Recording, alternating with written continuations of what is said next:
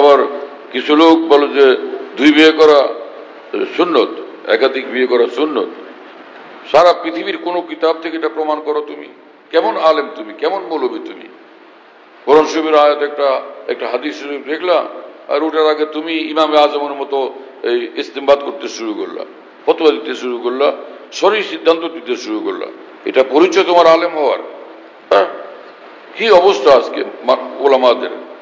জাহেরি কয়েকটা কিতাবপত্র পড়ে মনে করে এক একজন যে আমি বিরাট বড় আলেম হয়ে গেছিল। ঠিক না। আলেম সে ব্যক্তি যে আকাবের উম্মতের দ্বীনি ব্যাখ্যার অনুসারী, হামেল, সে আলেমে দ্বীন। আকাবের দ্বীনের দ্বীনি ব্যাখ্যার অনুসারী যে সে আলেমে দ্বীন। আকাবের দ্বীনের দ্বীনি ব্যাখ্যার পরোয়াই করে না, নিজের থেকে ব্যাখ্যাদাতা, সে গুমরাহিতে লিপ্ত। কথা বুঝতেছেন প্রিয় বন্ধুরা? হ্যাঁ, সমস্ত ফোকাহায়ে উম্মত এই কথা বলছেন। হানাফি মযহাবের ফোকাহা, শাফি মযহাবের ফোকাহা, মালিকি মযহাবের ফোকাহা, হাম্বলি মযহাবের ফোকাহা, সমস্ত ফোকাহায়ে কেরাম এই কথা বলছেন যে একাধিক বিয়ে করা কোনোভাবে সুন্নত না, বরং বৈধ, শরীয়তে বৈধ। যদি কারো দরকার হলো সে বিয়ে করলো, এটা অবৈধ হবে না, বৈধ হবে। কিন্তু এটাকে সুন্নত বলা সমস্ত ফোকাহায়ে উম্মতের বিরুদ্ধে সে কথা বলছে, শরীয়তের সিদ্ধান্তের বাইরে সে কথা বলছে। কথা বুঝেন নাই? এটা সুন্নত না, কোনোভাবে একাধিক বিয়ে করা সুন্নত না, এটা একদম নিশ্চিত। হ্যাঁ, এটা শুধু জায়েজ। কেউ যদি বিয়ে করে একাধিক, এটাকে বলা হবে না যে সে নাজায়েজ কাজ করছে, বরং শরীয়তে যা জায়েজ এমন একটা কাজ করছে। একজনে লাউ খাইলো, এটা কি জায়েজ না নাজায়েজ? চুপ করে বসে আছে। আরে লাউ খাওয়া জায়েজ না নাজায়েজ? জায়েজ। হ্যাঁ, একজনে কমলা খাইলো, জায়েজ না নাজায়েজ? জায়েজ। একজনে গরুর গোশত খাইলো, জায়েজ না নাজায়েজ? অনুরূপই একাধিক বিয়ে করেও জায়েজ। এখন তুমি লাউ খাও নাই, কেউ বলতে পারো তুই লাউ খাইলি না কেন? লাউ খাওয়া কেমন? তুমি লাউ খাইলে না, গরুর গোশত খাইলি না কেন, ভেড়ার গোশত খাইলি না কেন? হ্যাঁ, আরে ভাই তুই আনার খাইলি না কেন, কমলা খাইলি না কেন? বলা যাবে কাউকে কিছু? জায়েজ কাজ, খাইলে খাইলো, না খাইলে নাই। ঠিক একাধিক বিয়ের এই মর্তবা যে তুমি যদি বিয়ে করো একাধিক, সেটা শরীয়তে নিষিদ্ধ করে নাই, শরীয়ত নিষিদ্ধ করে নাই। কিন্তু সমস্ত ফোকাহা এই ব্যাপারে একমত যে নিজের স্ত্রীর মনে কষ্ট হবে, সেই কারণে দ্বিতীয় বিয়ে থেকে বিরত থাকা আওলা, উত্তম কাজ। দ্বিতীয় বিয়ে করার চেয়ে না করা এটা উত্তম। বিবি মনে কষ্ট পাবে, সেজন্য বিয়ে করলাম না, এটা উত্তম কাজ হবে। সে এই কথা বুঝে আসছে গেছে? কোথায় কোন কথারই নিয়ে কোথায় পৌঁছেছে? বাংলাদেশে একদল হুজুররাই একাধিক বিয়ের আন্দোলন করতেছে। এরা একদম ভয়ঙ্কর ভুলের মধ্যে আছে। কোরআন সুন্নাহর সহিহ ইলমের প্রতি তাদের নজর নাই। হ্যাঁ, আলেমের তো কর্তব্য কোরআন সুন্নাহর ইলমের কি ব্যাখ্যা দিলেন উলামায়ে আকাবির উম্মত, মুফাসসিরিন, আইম্মায়ে দ্বীন, ফুকাহায়ে উম্মত, সেটাকে জানতে হবে। না জানার কারণেই এদের অ্যাক্সিডেন্ট হচ্ছে। হ্যাঁ,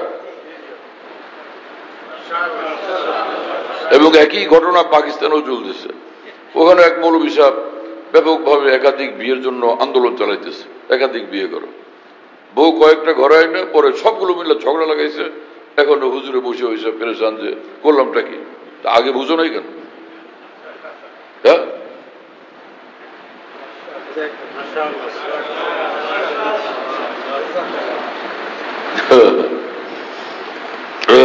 শরীর স্বাস্থ্য একটু ভালো থাকলে তখন ওই খালি এইসব কথা মনে হয়। আরো এক দুইটা বউ হলে কি জানি কেমন হয়। একটা ডান পাশে বসে থাকতো, একটা বাম পাশে। হ্যাঁ, একটা ডান হাত টিপতো, একজন বাম হাত টিপতো, আরেকজনের মাথায় তেল দিয়ে দিত, আরেকবারে পায়ে তেল দিয়ে দিত, চারজন চারদিকে থাকতো। জিনিসটা তো ভালোই হইতো। কিন্তু ঘরে এনে দেখে যে বাপরে বাপ, চারটার মেজাজ চার রকম। এই যে শুরু হলো ঝগড়া ফাসাদ বিবাদ, এখন তো আর ওই হুজুরে কোনো কুল কিনার করতে পারে না। হয় মারামারি, আর না হলে যা আমি কি এক জায়গায় মসজিদের মধ্যে শুয়ে থাকি। এই পুরানা পল্টনে, আমি ওই পুরানা পল্টন মসজিদে আমি ছিলাম, এটা কোন সালে জানি, 84 সালের শেষ দিকে মনে হয়। কিছুদিন ওই মসজিদের ওখানে থাকতাম আমি। এক হুজুর ছিলেন, বড় বুজুর্গ মানুষ, ওনার ওখানে ছিলাম। তো ওই ওইখানে এক লোক মসজিদে ঘুমাইতো প্রতিদিন। আর আমি খোঁজ নিলাম এই লোককে, যে দাওয়াত তাবলীগের এক পুরানা বড় সাথী, আর ওই যে মসজিদে রোজ মশারি টাঙ্গায় ঘুমায়। কেন? বলে ঘরে জায়গা নাই। ঘরের জায়গাই নেই, তাহলে ঘরে ঢুকতেই দেয় না, তুই ঘরে আসবি না। তো নিজের বাবু আছে একটা, তারও দেখা করতে দেয় না ওই বউ, তুই ঘরেই আসবি না, আমার তোর ঘরে জায়গা নেই। সে কাকরাইলে মুরব্বীদের সঙ্গে মশওয়ারা করছে, আমি কি করব? বলো না, ওর উপরে ওর লোকে হইচি করো না, জুলুম করো না, তুমি সহ্য করো, তুমি সবর করো। তা আমি থাকবো, তুমি মসজিদে থাকো, এ থেকে আমি অ্যাকচুয়ালি বিয়ে করার এত যে আন্দোলন করতেছ, পরে তো তালাশ করে দেখো অনেকের ঘরেই জায়গা নেই, তো তুই বাইরে থাকবি, ঘরে আসতে পারবি না। কি যে পেরেশানি! কেন? দিনের বুঝ নাই, দিনের বুঝ নাই, আল্লাহর ভয় নাই এদের মধ্যে, দিনের জিন্দিগি এরা বানায় নাই। কাজেই সে নিজের হকটা বুঝে, আরেকজনের হক সে বুঝে না। এইরকম বউ যদি যারা আল্লাহ দিন বুঝে না, আল্লাহকে ভয় করে না, আল্লাহর হক বুঝে না, আখিরাতের ফিকির নাই, এরকম 3-4টে বিয়ে করে খালি ঝগড়ার মারামারি ছাড়া কিচ্ছু হবে না। খালি এত জাহির ভিড়। আর গায়ে মুকাল্লিদিনের তোমরা বিরুদ্ধে কথা বলো, তাহলে ওরা কথার গভীরতা বুঝে না, তুমি গভীরতা বুঝলে কোথেকে? আরে সাথী ভাবে দেখলা যে বিয়ে একাধিক করা, এটা খালি মাথায় আসলো, এদের পরিণতি যে কি দাঁড়াবে সেটা, বিয়ে তো করছো কেউ কেউ আবার এই ওয়াজ করতে করতে কয়েকটা, এখন খবর কি সেটা শোনাও দেখি, সেটা আমাদেরকে একদিন মেম্বারে বসে শোনাও। আলহামদুলিল্লাহ আমি খুব সুখে আছি, আমার বউ সিদ্দিকা, তাহাজ্জুদ গুজার, দুজনে মিল মহব্বত, আমি বড় সুখী, সেটাও তো একদিন শোনাও। সেটা শোনাও না কিসের জন্য? হাকিমুল উম্মত মাওলানা থানভী 2 বিয়ের কথা শোনায়, বলে উনিও 2 বিয়ে করছেন, মাওলানা মাদানী 2 বিয়ে করছেন, এগুলো শোনায়। আরে ভাই, তারপরে হয়েছে কি সেটাও তো শোনাও। হ্যাঁ, ইসলাহিয়াত গিলানী উম্মত কিতাবে সকল ঘটনা বলে আছে। হযরত হাকিমুল উম্মত থানভী রাহমাতুল্লাহ আলাইহিকে তার স্ত্রী এমন প্রচন্ড প্রেশার দিয়েছেন, কেন দ্বিতীয় বিয়ে করলো, ঘরের মধ্যে আগুন জ্বলতেছিল, হযরত থানভী বলেন। তারপরে মাওলানা থানভী রাহমাতুল্লাহ দ্বিতীয় বউকে তালাক দেওয়ার জন্য প্রস্তুত হয়েছেন, যে আমি ঘরের মধ্যে দিন রাতে যন্ত্রণা সহ্য করতে পারবো না, শেষে আমি দিনের কাজ কেমনে করবো। এই পরে সে দ্বিতীয় বিয়ের যে দ্বিতীয় বউর বাপ মার সঙ্গে কথাবার্তা আলোচনা করে আগাইছে, যে আমি আগুন থেকে মুক্তির জন্য আমার এটা ছাড়া আর রাস্তা দেখি না। পরে আবার প্রথম বউ হুমকি দিচ্ছে, হ্যাঁ বিয়ে করছে আবার তালাক দিবে কেন? বিয়ে করছে আবার তালাক দিবে কেন? সে আবার হুমকি দিচ্ছে। পরে হয়তো থানভী আর তালাক দেন নাই। পরে দুইজনের নিয়ে 3 রাত পেরেশানি, 3 রাত প্রতি পেরেশানি আর পেরেশানি। সেটা ঘরের মধ্যে যে পেরেশানি হইতো, সেগুলো এসে খানকা বয়ান করতেন, যে ভাই আজকে ঘরে এই পেরেশানি হল, আজকে গিয়া এই অশান্তি দেখলাম। হয়তো থানভী কেন বলতেন, যে আমি বিয়ে করে যে ভুল করছি এবং বিপদে আছি, এইটা শোনানোর নিয়তে, এই পথে তোমরা আগে না। পরে লোকেরা বলতো, হযরত আপনি 2 বিয়ে করছেন, আপনার অনুসরণে সবাই তো এদিকে আগাবে। বলে না, আবার 2 বিয়ের কারণে লোকেরা থামবে, কারণ আমার যে বিপদ এটা তো আমি শুনে দিয়ে থাকতেছি। সবাই বলবো যে উনি যখন বিপদে, উনি সামাল দিতে পারে না, তা আমরা কি সামাল দিব? বড় হুজুরই যখন সামাল দিতে পারে না, ছোট হুজুররা কি সামাল দিব? তো ওরা আমার এই যন্ত্রণা থেকে এই খবর পায়, ওরা বলবো যে না এদিকে আগাতে হবে না। তা আমি দ্বিতীয় বিয়ের রাস্তা খুলি নাই, এইটাকে বন্ধ করে দিচ্ছি।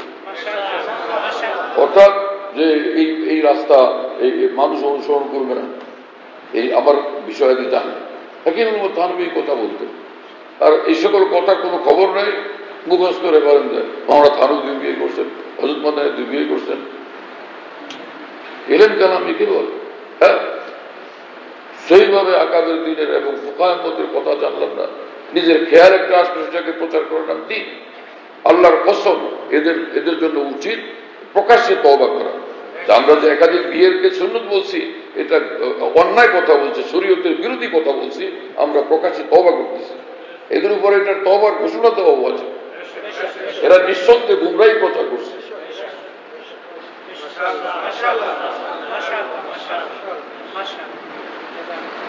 আর না হলে যারা এগুলোর প্রচারক, তারা আমি তাদের সঙ্গে বসতে রাজি, তারা কোথায় বসবে? তারা কোরআন সুন্নাহ এবং ফুকাহায়ে মতের কিতাবাদের আলোকে দলিল পেশ করবে, আমরাও দলিল পেশ কোথায় বসবে তারা? বসুক, একসাথে বসে আলোচনা করি। এই কথা বুঝে আসছে? কিন্তু দেমাগ থেকে কথা বলা যাবে না, বরং ফোকাহের মতো কিতাবাদি থেকে এসে সব দলিল প্রমাণ পেশ করতে হবে। কথা বুঝে আসছে? তাফসীরের কিতাব পেশ করবে, ফিকহের কিতাব, ফতোয়ার কিতাব থেকে পেশ করবে, হয়ে গেল। তা আমিও মানব, কিন্তু কেউ এরকম পেশ করতে পারবে না। আসমানের তলে এরকম কোন দলিল প্রমাণ কোথাও খুঁজে পাবে না। সারা পৃথিবীর ফোকার মধ্যে 1,00,000 জন আলেম মানুষ একটু বলছে এগুলা সুন্নত হয়েছে, এই 1,00,000 জনের কথা, সেটাকে সমস্ত ফোকাহের পর কঠিন ভাবে তারবিদ করছেন, প্রত্যাখ্যান করছেন এবং খুব নারাজ হয়েছেন যে লোক না বুঝতে উল্টা পাল্টা কথা বলছেন। সেটাও বলে দিলাম। আবার প্রত্যেকে এই চোতাপত্র আবার বাই করে নিয়ে না আসে। সেটা এক হুজুরের অ্যাক্সিডেন্ট, এক হুজুরের এলমি অ্যাক্সিডেন্ট।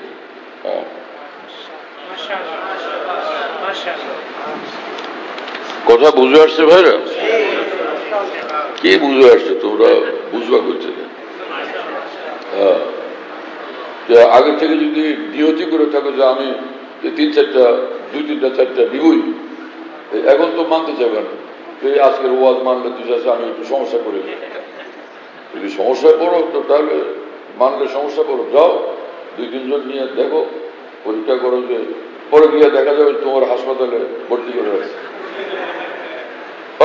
হাসপাতালে গিয়ে ভর্তি হয়ে বসে থাকে।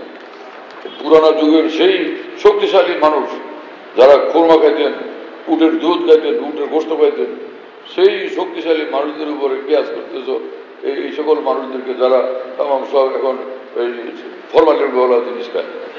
হ্যাঁ, এমন সব জিনিস খায় যেগুলোতে গায়ে শক্তি হয় না, বরং গায়ের শক্তি কমায় দেয়। জোর যা ছিল সেটার আরো কমায় দেয়। পরে বিয়ে করে পরে যাবে কোন দিকে? তোমার গায়ে তো জোরই নেই, হসপিটালে ভর্তি হতে ছিল। কি বলবো, যে বাংলাদেশের এক বুজুর্গ মানুষ, আলেম এবং বুজুর্গ, 2 বিয়ে করছে। যে বিয়ের পর থেকে যে যুদ্ধ শুরু আজ পর্যন্ত থামে না। 2 বউকে এক জায়গায় এক রুমে এক কামরায় আনতে পারেনি। 2 জায়গায় 2 বাসায় থাকে, তাও 2 জনের মধ্যে চরম যুদ্ধ। একজনের সঙ্গে আরেকজনের কোনো সাক্ষাৎ নাই। 2 জনের ছেলের 2 জনের সন্তানদের মধ্যে পর্যন্ত কোনো মিল নেই। কোনোভাবে আজ পর্যন্ত এই বিষয়ের সমাধান হয় নাই। এই লোক, এই বেচারার জীবনটা একদম অতিষ্ঠ হয়ে গেছে, দুর্বিষহ হয়ে গেছে। এই কথা বুঝতেছেন না? যেহেতু আমার সঙ্গে মহব্বতের সম্পর্ক, মাঝে মাঝে এগুলি বলেন যে অবর্ণনীয় কষ্টের কথা বলতে থাকে, অবর্ণনীয় কষ্ট। এবং ছেলেরা বিগড়ে গেছে, কয়েক ছেলে, অথচ সবগুলো ছেলে আলেম, কিন্তু ছেলেরা সবগুলো চরমভাবে বিগড়ে গেছে। বাবার সঙ্গে এমন সব ব্যবহার করে যা ভাষা ব্যক্ত করার না। কথা বুঝতেছেন প্রিয় বন্ধুরা? তো পরিণতি কোনোভাবে সুন্দর হলো না, ভালো হলো না। তা আমরা কি আল্লাহর ইবাদত বন্দী করবো? না না, দিন রাত 2 ভোর ঝগড়া দেখলাম, আবার পরে ঝগড়া থামাইলাম। বলে কি আমল? বলে ঝগড়া থামানোর নেক আমলে মশগুল আছে। হ্যাঁ, ঝগড়া থামানোর নেক আমলে মশগুল থাকতে চাইলে সেটা একটা ব্যাপার, চিন্তা করতে পারে। আর যদি মনে করে যে না খালি নেক আমলে থাকি ইবাদতে, তাহলে ঝগড়ার পথে না যাওয়া চাই। কোনটা করবে? আরে ভাই, বিয়ে পড়াবো তোমার, তুমি আগে থেকে কথা ঠিক করো।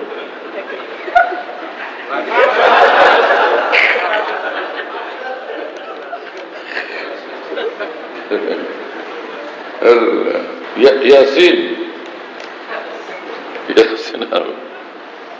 বাবা কি আক্তার হোসেন, বাড়ি করে মেয়ে কি তোমার? কারণ হজ করো না? হজ করো না কি জন্য? মারিয়াম হারুনি, তারপরে কি ইলমা,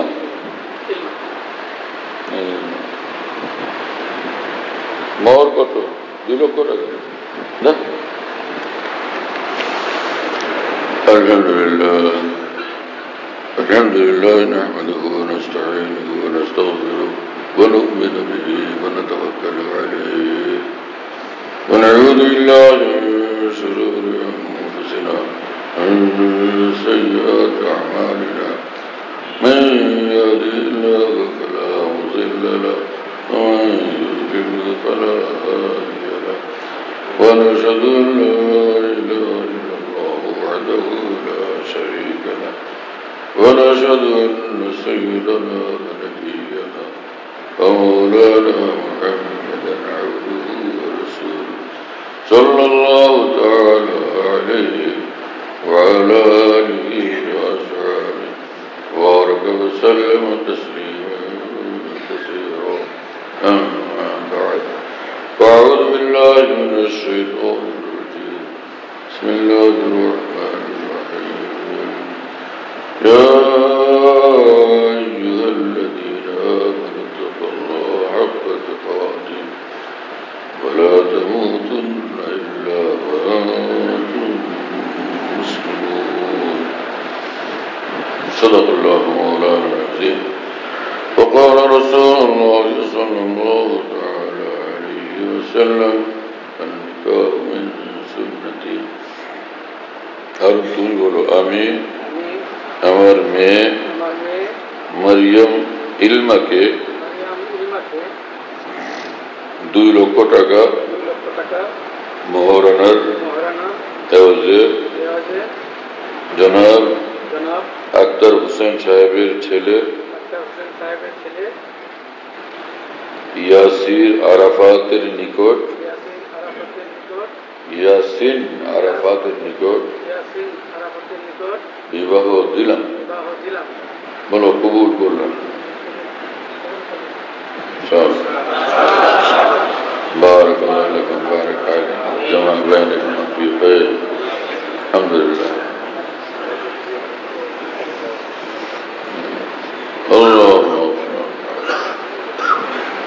اللهم انا نسألك اللهم ربنا اتنا في الدنيا حسنة اللهم ربنا اعنا بالعلم زينا في الحلم اكرمنا بالتقوى وجملنا بالعافية ربنا هب لنا من ازواجنا وذرياتنا قرة اعين وجعلنا للمتقين وجعلنا اللهم انا نسألك الصحة والعفة والامان وحسن الخلق والرزق اللهم اجعلنا هداة مهتدين اللهم انا نسألك العفو والعافية في ديننا ودنيانا وفي اهلنا ومالنا আল্লাহ আমাদেরকে মাফ করেন আপনার সন্তুষ্টি নসিব করেন সিরাতুল মুস্তাকিমের হিদায়াত আমাদেরকে দান করেন সমস্ত মুসলমানকে দান করেন হক পথে চলার জন্য হক প্রচারের জন্য আমাদেরকে কবুল করেন সমস্ত উলামায়ে দ্বীনকে আপনি কবুল করেন আল্লাহ এই আয়াতকে আপনি কবুল করেন এদের জীবনকে সুখময় শান্তিময় করেন আপসে মিল মহব্বত খুব নসিব করেন 2 খানদানের মধ্যে মহব্বত দান করেন এবং নেক औलाद আপনি মঞ্জুর করেন সকল পেরেশানি থেকে আপনি হেফাজত করেন اللهم ربنا تقبل منا انك انت السميع العليم وتب علينا انك انت التواب الرحيم سبحان ربك رب العزة عما يصفون وسلام على المرسلين الحمد لله رب العالمين